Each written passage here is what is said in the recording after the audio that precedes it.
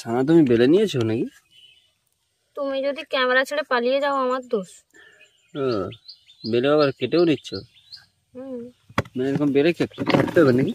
হ্যাঁ, চিপসটা আমি ত্রিকোণ শেপে বানাচ্ছি, যে কোনো শেপে বানানো যাবে। ও পছন্দ মতো নাকি? হ্যাঁ, আবার একটা ব্যাচ ভেজে নিলাম। তুমি তো হেভি হেল্প করছো আমাকে, কি ব্যাপার? টেস্টি টেস্টি ভালোবাসা। যাই হোক না কেন, দারুণ করেছো। নমস্কার বন্ধুরা, সানার কিচেনে আপনাদের সবাইকে স্বাগত। আজ আবার চলে এসেছি একটা স্ন্যাক্সের রেসিপি নিয়ে। আজকে নিয়ে চলে এসেছি লাল লাল পাকা টমেটো। এই টমেটো দিয়ে একটা স্ন্যাক্স বানাবো। খেতে দারুণ লাগে আর বানানো খুবই সহজ। বাজার থেকে নানা ধরনের স্ন্যাক্স, চিপস, এগুলো আমরা তো কিনে করে খেয়ে থাকি। সে বাচ্চা হোক বা বড়, বড় হয়ে গেলেও চিপসের প্রতি ভালোবাসাটা কিন্তু কোনোদিনই কমে যায় না। খেতে দারুণই লাগে। তাই আজকে বাড়িতে আমি এক ধরনের চিপস বা স্ন্যাক্স তৈরি করে দেখাবো আপনাদের। চলুন তাহলে রেসিপিটা শুরু করি। প্রথমেই টমেটোগুলো ধুয়ে নিয়ে কেটে পেস্ট করে নেব।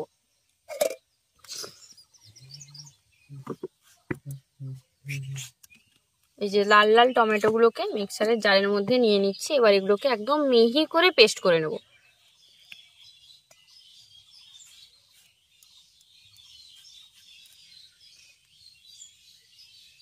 টমেটো এই যে ওপরে সাদা অংশটা সবসময় ব্যবহার করার সময় বাদ দিয়ে দিতে হয়, তাই সেটা আমি বাদ দিয়ে দিলাম। দিয়ে এটা মিহি করে পেস্ট করে নেব।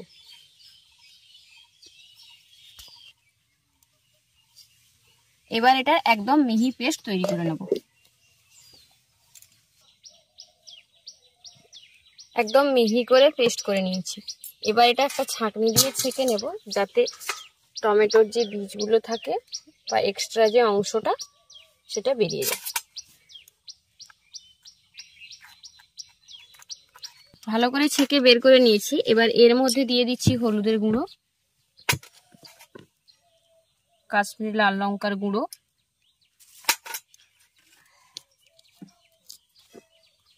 আর দেব লবণ।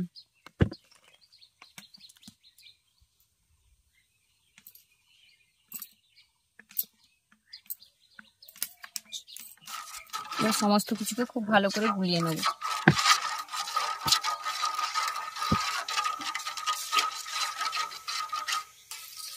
খুব ভালো করে মিশিয়ে নিয়েছি। এবার অল্প অল্প আটা দিয়ে, গমের আটা দিয়ে আমি এটাকে খুব ভালো করে একটা ডোয়ের মতো তৈরি করে নেব।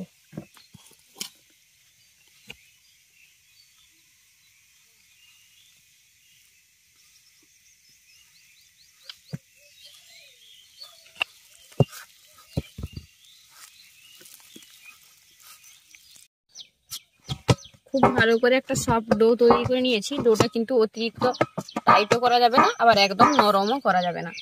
এবার অল্প পরিমাণে তেল নিয়ে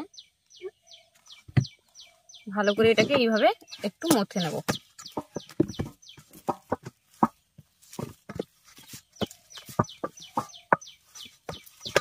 তারপর এটাকে ঢাকা দিয়ে আমি 15 মিনিট রেস্টে রাখবো। এবার এটাকে আমি ঢাকা দিয়ে 15 মিনিট রেস্টে রাখছি। 15 মিনিট পর ফিরে এসে আপনাদের দেখাচ্ছি। ছানা তুমি বেলে নিয়েছো নাকি?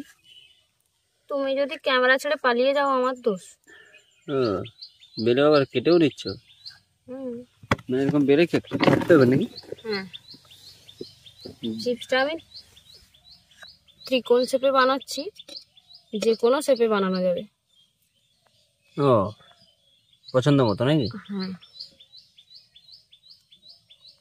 বুঝলাম। এই যে দেখেছো? বিঙ্গো হচ্ছে নাকি, না কি যে বলেছে সেটা? টেড়ে বেড়ে বিঙ্গো। হ্যাঁ, টেঙ্গো টেঙ্গো বিঙ্গো না কি একটা নামটা আছে না? কি জানি, জানা নেই আমার। চিপসটার এটা হচ্ছে।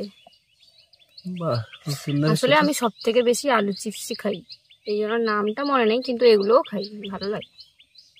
টমেটো চিপস টক টক লাগবে নাকি? সব রকম টেস্ট লাগবে, শুধু দেখো না। না, দেখেছো?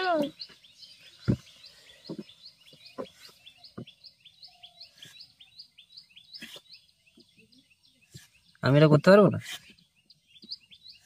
তুমি তো চেষ্টা করলে চাঁদও এনে দিতে পারো আমার জন্য, কিন্তু করছো কোথায়? ও চাঁদের আর কাজ বাজ কোথায়? আমার জন্য আসতে যাবে? হ্যাঁ। তার মানে তুমি আমার জন্য কিছুই করতে পারো না? এটা সম্ভব নয়, সেটা কি করে হবে?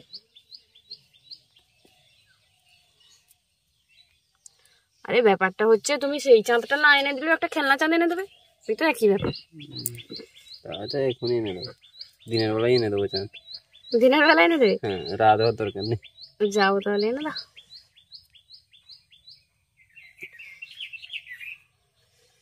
প্রথম ব্যাচে তুমি আসার আগে যেগুলো কেটেছিলাম, মানে বেলেছিলাম, কেটে নিয়েছি। বাহ, খুব ভালো। তুমি এত স্লো না, তুমি তো উঠে গেলে একবার গেছো, আসবে যে আসবে। মানে ভিডিওটা যদি ছোট দিয়ে দেখেন তাহলে বুঝতে পারবেন তুমি গেছিলে কোথায়। থাক, আর বেশি বলার দরকার নেই, বেশি বললে সব ফাঁস হয়ে যাবে। তোমার সব বলা হয়ে যাবে, বলো। শুকনো আটা ছড়িয়ে নিয়ে এটাকে আমি ভালো করে একদম পাতলা পাতলা করে বেলে নেব।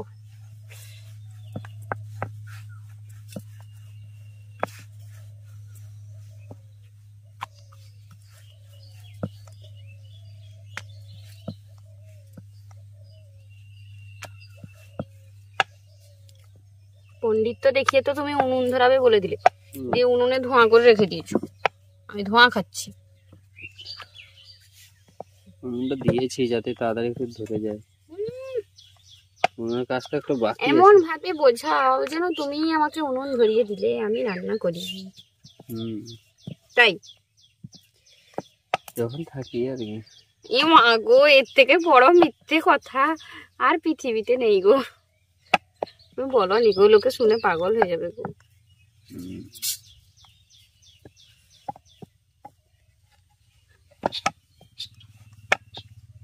হলো তোমার বেলা হলো?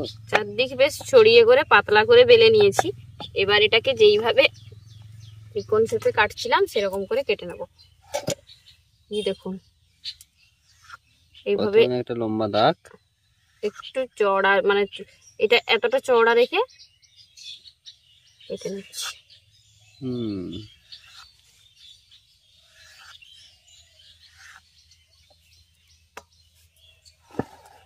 তারপর এটাকে এদিক থেকে একবার, এদিক থেকে একবার, আবার এদিক থেকে একবার, আবার এদিক থেকে একবার, উপর দিক থেকে। আপনাদের পছন্দ মতো শেপ দিতে পারেন নাকি? হ্যাঁ, তবে ত্রিকোণ শেপটা দেখতে বেশ সুন্দর লাগছে। যেভাবে আমরা নিমকি তৈরি করি সেরকম ভাবেও কাটা যাবে। এবার চিপস গুলোকে ভাজবো, তার জন্য তেল গরম করে নিয়েছি। এবার গরম তেলের মধ্যে এগুলো দিয়ে দিচ্ছি।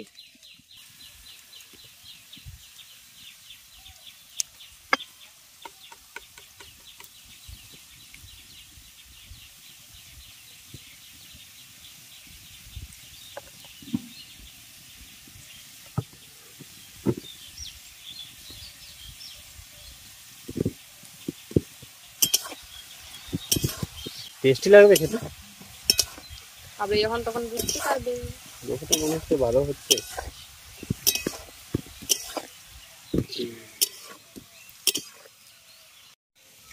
প্রথম ব্যাচের চিপস গুলোকে লাল লাল করে ভেজে নিলাম, একইভাবে বাকিগুলোকেও ভাজবো।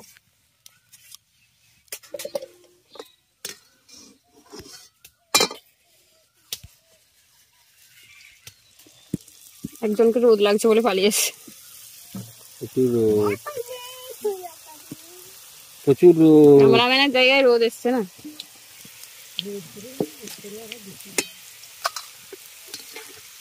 একভাবে আরো মশলা মাখা হবে, বিট লবণ, চাট মশলা। দাঁড়াও একটু ওয়েট করো, মশলা না মাখালে সেগুলো কি টেস্ট লাগে? আবার একটা ব্যাচ ভেজে নিলাম। তুমি তো হেভি হেল্প করছো আমাকে, কি ব্যাপার? টেস্টি টেস্টি, ভালোবাসা। যাই হোক না কেন দারুণ করেছো। আর মধ্যে মশলা একটু মিশিয়ে দেবে না, ছোট গুলো বেড়ে যাবে টেস্ট না, সেই প্যাকেটের স্বাদ লেগে যাবে। কি ডিয়ার ওয়াইফ কিছু তো ব্যাপার আছে একটা, বলো আরো কি কি খাওয়ার ইচ্ছা আছে সকালবেলা? এত ভালোবাসা তুমি যখন একটু বেগুনি করলেই হবে, ভালো মন্দ খাওয়ার ইচ্ছে থাকে তখনই বলো। একটু বেগুনি করলেই হবে। ফায়দা তুমি স্বার্থ ছাড়া কিছু বোঝো না, যেখানেই স্বার্থ দেখবে সেখানেই তুমি চালু করে দিবে।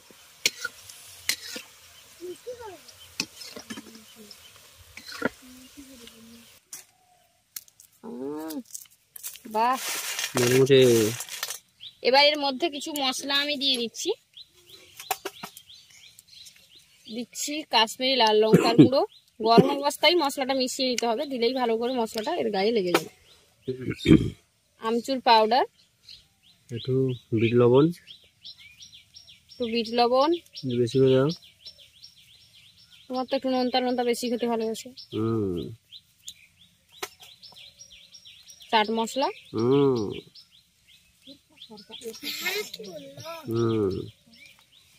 কার্তিক লোভ লাগে রে,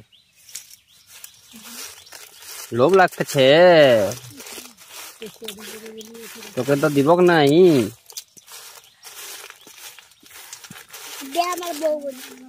বৌনি দিবে